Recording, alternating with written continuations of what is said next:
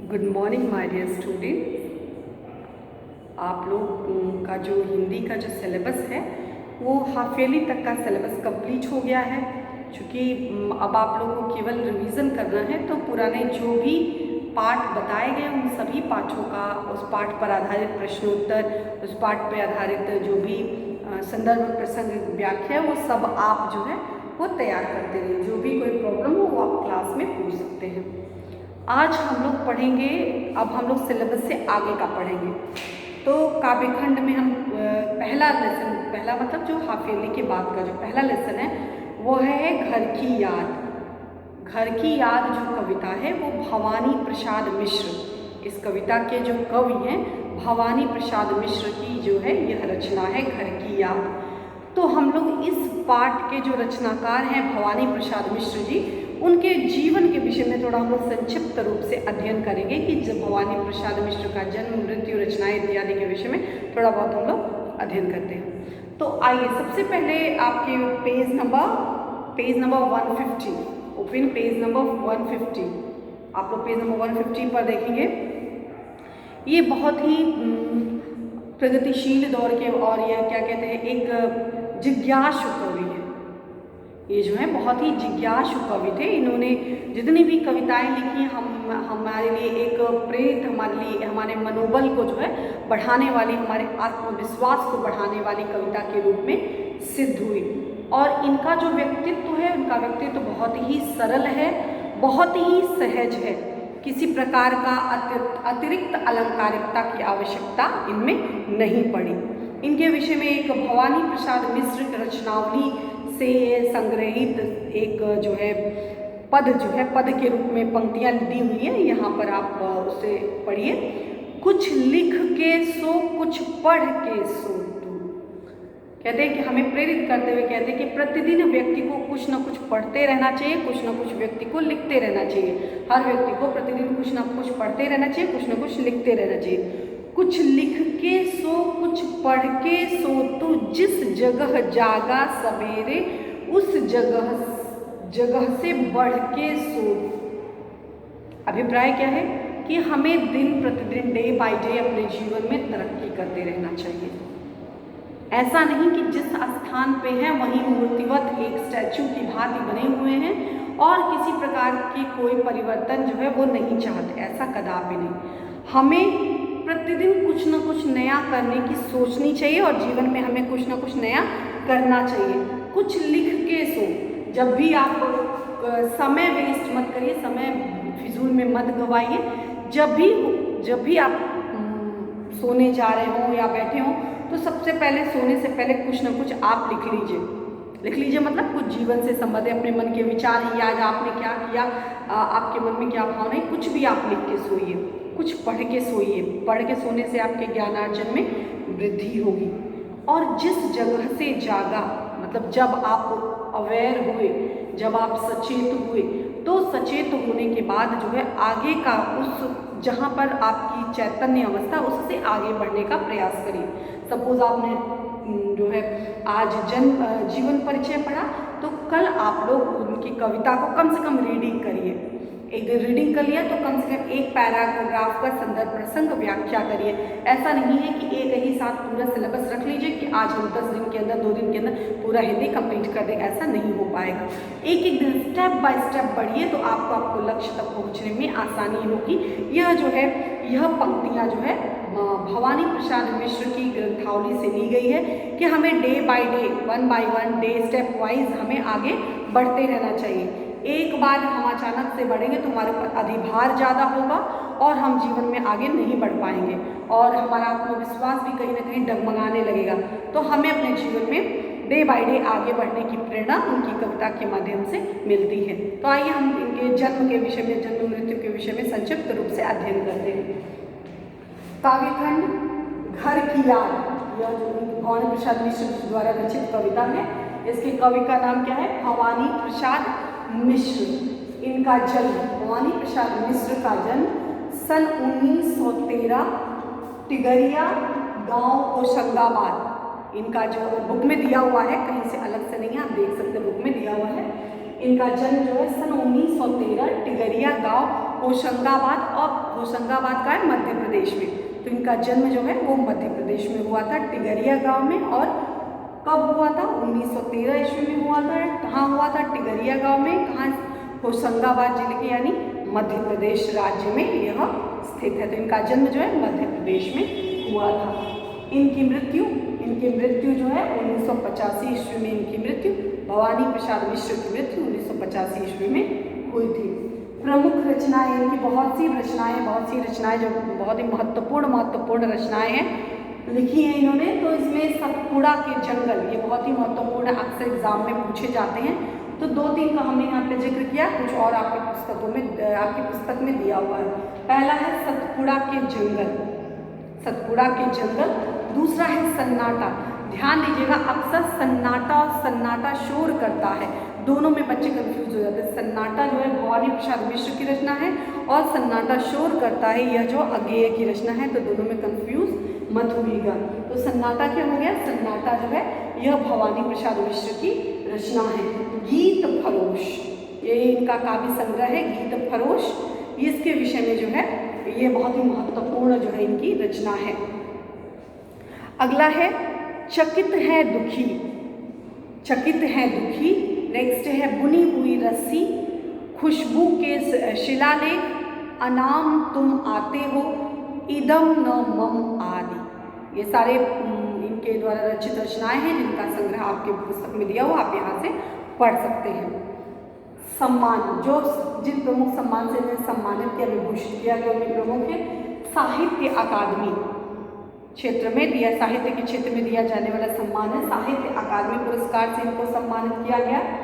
उसके बाद राज्य स्तर पर दिया जाने वाला पुरस्कार मध्य प्रदेश का, क्योंकि मध्य प्रदेश के थे तो मध्य प्रदेश शासन के द्वारा इनको शिखर सम्मान राज्य के द्वारा दिया जाना, तो मध्य प्रदेश राज्य के द्वारा दिया गया ये सम्मान प्रमुख सम्मान है, शिखर सम्मान से इनको दिया गया। नेक्स्ट गालिब सम्मान, गालिब पुरस्कार, ये दिल्ली के द्वारा, दिल्ली राज्य के द्वारा पुरस्कृत किए जाने वाला सम्मान है, तो गालिब के सम्मान में ये सम्मान दिया जाता है, तो गालिब पुरस्कार। नेक्स्ट है पद्मश्री, इनको जो हिंदी का सर्वश्रेष्ठ जो पुरस्कार होता है, इनको जो देश के उत्कृष्ट योगदान के लिए जो सम्मान दिया जाता है उसमें पद्मश्री सम्मान से जो इनको पुरस्कृत किया गया।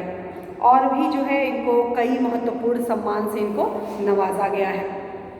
सहज लेखन, इनके विषय में इनके काव्य कला, इनके जो रचनाएं हैं, इनके व्यक्तित्व के विषय में कुछ पंक्तियां दी हुई, इसके विषय में हम आपको बताते हैं। सहज लेखन और सहज व्यक्तित्व का नाम, इनके अगर व्यक्तित्व की बात करें तो इनका लेखन बहुत ही सरल है। ये जो भी टॉपिक या शीर्षक, जैसे घर की याद, बहुत कोई महत्वपूर्ण, घर की याद सबको आती है, तो घर की याद बहुत ही सरल सहज टॉपिक को उठाते हैं और बड़े ही सरलता और सहजता तक, ग्राह्य विषय तक, लोगों की मनोभावनाओं तक समझने का, पहुँचने का प्रयास करते हैं। तो यह सरल और सहज बातों को बताने का प्रयास करते हैं। तो इनका जो व्यक्तित्व बड़ा ही सरल है और सहज है।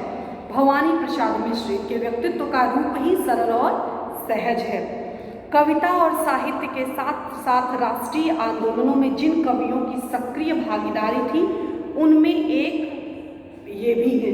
तो भवानी प्रसाद मिश्र जी ये लेखक तो हैं ही, कवि तो हैं ही, पत्रकार तो हैं ही, इसके साथ साथ जो भी स्वतंत्रता संग्राम में जो भी लेखकों ने अपना योगदान दिया, तो उन महत्वपूर्ण लेखकों में इनका भी महत्वपूर्ण योगदान है। गांधीवाद पर आस्था मतलब विश्वास। तो गांधीवाद जो दर्शन है, गांधी जी का जो दर्शन है, गांधी जी के दर्शन से वे बहुत ही प्रभावित थे। तो उनके दर्शन में, उनके फिलॉसफी में इनकी आस्था थी, विश्वास था, तो उनको अपने आदर्श के रूप में अपनाते हैं। मिश्र जी के गांधी वांग में गांधी जी का जो विचार था उसको अपने साहित्य में इन्होंने स्थान दिया कि हिंदी खंडों का संपादन कर, गांधी वाङ्मय के हिंदी खंडों का संपादन कर कविता और गांधी के बीच सेतु मतलब पुल। तो गांधी जी के विचारों को उन्होंने हिंदी में स्थान दिया। तो इस प्रकार गांधी की विचारधारा भवानी प्रसाद मिश्र की विचारधारा से मेल खाती हुई, तो एक प्रकार के एक पुल के रूप में, सेतु के रूप में जो है हिंदी साहित्य को प्राप्त हुई। भवानी प्रसाद मिश्र की कविता हिंदी की सहज लय की कविता है। इनकी जो कविता है, चाहे आप घर की याद पढ़िए या गीत फरोश, जो भी कविता इनके द्वारा लिखी हुई, बहुत ही सरल है और भावानुकूल कविता है। इस सहजता का संबंध गांधी के चरखे की लय से भी जोड़ता है।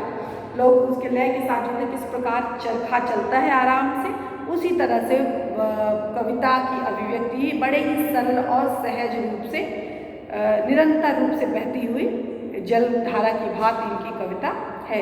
इसलिए उन्होंने कविता का गांधी भी कहा गया है। भवानी प्रसाद मिश्र को एक उपनाम से सुशोभित किया गया, जिसका नाम है कविता का गांधी।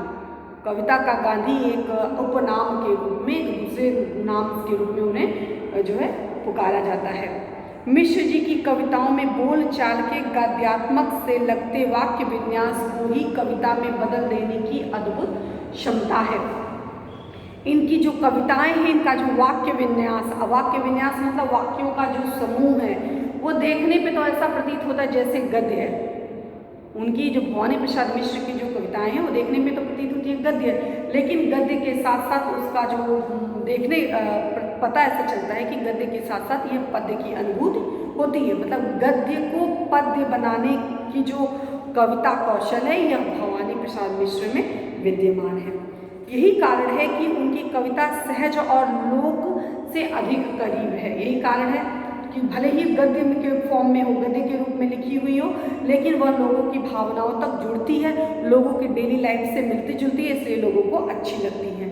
भवानी प्रसाद मिश्र जिस किसी विषय को उठाते उसे घरेलू बना देते हैं। पहले हमने बता दिया कि इनका जो शीर्षक है, बहुत ही सामान्य लोगों के जीवन से मिलता जुलता होता है, और जो तथ्य भी उठाते हैं, जो कल्पना भी लेते हैं, वह भी कल्पना भी कोई ऐसी अद्भुत चीज़ नहीं, बहुत ही सरल चीज़ को वो अद्भुत बनाने की जो क्षमता है, वह भवानी प्रसाद मिश्र जी के अंदर है। जो भी वो विषय चुनते हैं, तो जैसे आंगन का पौधा हो गया, शाम और दूध दिखती पहाड़ी की नीली चोटी भी जैसे परिवार का एक अंग हो जाती है। भले वो निर्जीव चीज़ें क्यों हो, वो जीवन का अंग के रूप में बन जाती है। वृद्धावस्था और मृत्यु के प्रति एक आत्मीय स्वर मिलता है। उन्होंने प्रौढ़ की प्रेम कविताएं भी लिखी हैं। उनमें उद्यम श्रृंगारिकता की बजाय सहज जीवन के सुख दिख प्रेम की व्यंजना है। मतलब इनकी कविता जो है, इनके द्वारा जो रचित कविता है, इनकी कविताओं में श्रृंगारिकता का जो समावेश देखने को कम मिलता है या नहीं के बराबर मिलता है। जो भी इन्होंने कविताएं लिखी, वो डेली व्यक्ति के जीवन से, सुख दुख से, व्यक्ति के अनुभवों से, व्यक्ति के प्रसन्नता से, व्यक्ति की खुशियों से वो जुड़ी हुई कविताएं होती हैं। नई कविता के दौर में कवियों में मिश्र जी के यहाँ व्यंग और क्षोभ भरपूर है। जो नई कविता का दौर था, इसमें व्यंग को प्रमुखता दी जाने लगी, तो इसमें उनकी कविता में यह देखने को मिलता है। किंतु यह प्रतिक्रिया परक न होकर के सृजनात्मक होता है। प्रतिक्रिया परक का मतलब क्या हो गया कि जैसे मान लीजिए हमें कोई किसी ने कहा, तो हमको किसी व्यंग स्वरूप, हमारे ऊपर किसी ने आक्षेप लगाया, तो हमने व्यंग स्वरूप अगले के ऊपर आक्षेप लगाया, तो यह प्रतिक्रिया स्वरूप, मतलब कि आपको किसी ने कुछ कहा, आपने भी प्रत्युत्तर स्वरूप दिया, तो यह हमने प्रतिक्रिया कर दी। लेकिन यहाँ प्रतिक्रिया नहीं है, यहाँ पे सृजनात्मकता है, कुछ नई चीज़ें। व्यंग तो है, लेकिन व्यंग से के साथ किसी बात को कहने का जो सलीका है, तरीका है, वो औरों से अलग है, जुदा है, डिफरेंट है। सृजनात्मकता मतलब कोई नई चीज़ उभर करके नई चीज़ हमें देखने को मिलती है। गांधीवाद पर आस्था रखने के कारण उन्होंने अहिंसा और सहनशीलता को रचनात्मक अभिव्यक्ति दी है। तो उन्होंने अपनी रचनाओं के माध्यम से बड़े ही चूँकि पहले गांधी जी के विचारों से बहुत ही प्रभावित थे, तो उनकी रचनाओं में गांधीवादी विचारधारा जो है स्पष्ट रूप से इसका प्रभाव देखने को मिलता है। अब हम थोड़ा सा अध्ययन कर लेते हैं घर की याद, जो कविता हमको पढ़नी है। घर की याद कविता में घर का मर्म का उद्घाटन किया गया है। तो घर की याद जो नामक कविता है, इसमें घर की याद मतलब जब व्यक्ति बाहर रहते हैं, कोई भी व्यक्ति बाहर रहता है, तो उसको किस प्रकार घर की याद आती है। चाहे आप हॉस्टल में रहिए, चाहे आप स्कूल में रहिए, चाहे आप कहीं अपरिचित व्यक्ति के सानिध्य में रहिए, अलग स्थान पर रहिए, तो आपको जंगल में रहिए तो आपको घर की याद आती है, घर के परिवारजनों की बात याद आती है, घर के उन सभी दृश्यों की याद आती है जब आप अपने समय को अपने परिजनों के समक्ष व्यतीत कर रहे होते। तो उसी प्रकार जब भवानी प्रसाद मिश्र जेल में रहते हैं, जेल के समय वो वहाँ पर उन्हें अपने घर की याद आती है, तो उन्हीं अनुभवों को कविता के फॉर्म में, कविता के रूप में उन्होंने अभिव्यक्त किया है। कवि को जेल प्रवास के दौरान, जब वो जेल में रह रहे थे, जेल में मतलब जब देश की आज़ादी में योगदान तरह तरह की रचनाएं लिख रहे थे, तो अंग्रेज सरकार के द्वारा उनको, जब अंग्रेजी हुकूमत के द्वारा उनको जेल में बंद कर दिया गया, तो उस प्रवास के दौरान उनको घर में विस्थापन की पीड़ा सालती है, मतलब घर से विस्थापन मतलब घर से दूर रहने का जो पीड़ा है वो सालती, मतलब उनको अंदर ही अंदर दुख देता है। कवि के स्मृति संसार, कवि के जो स्मृति रूपी संसार है, कवि को जो वो सारी कल्पनाएं, वे सारे दृश्य, अपने परिजनों के साथ व्यतीत किए हुए समय, सुख, वो सारी बातें जब याद आती हैं, तो स्मृति रूपी जब संसार के बारे में सोचते हैं, तो वे एक एक करके एक परिजन को उन्हें स्मृति में शामिल करते हुए चले जाते हैं। पहले की माँ की याद, फिर घर की याद, पत्नी की याद, पिता की याद, एक एक करके वो सबको याद करते चले जाते हैं। घर की अवधारणा की सार्थक और मार्मिक याद कविता का केंद्रीय संवेदना है। तो यह जो कविता है घर की याद, ये बड़ी ही मार्मिक कविता है, और यह मार्मिक कविता हर व्यक्ति के जीवन से जुड़ी हुई होती है।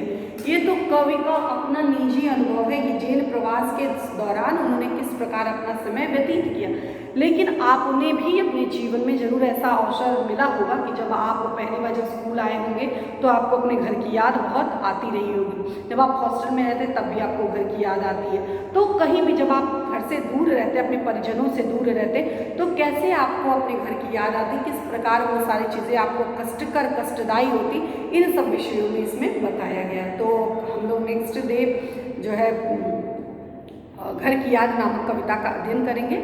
तो आप यहाँ से पढ़ लीजिए, फिर वीडियो से पढ़ लीजिए, फिर आप यहाँ से जीवन परिचय अपने कॉपी में लिख लीजिए, और इसके साथ इनके विषय में, जीवन के विषय में आप नेट से वीडियो गूगल पर जा करके वहाँ से कुछ और इनके विषय में आप अध्ययन करके उनके विषय, जीवन परिचय के विषय में एक अच्छा नोट्स जो है आप तैयार करिएगा।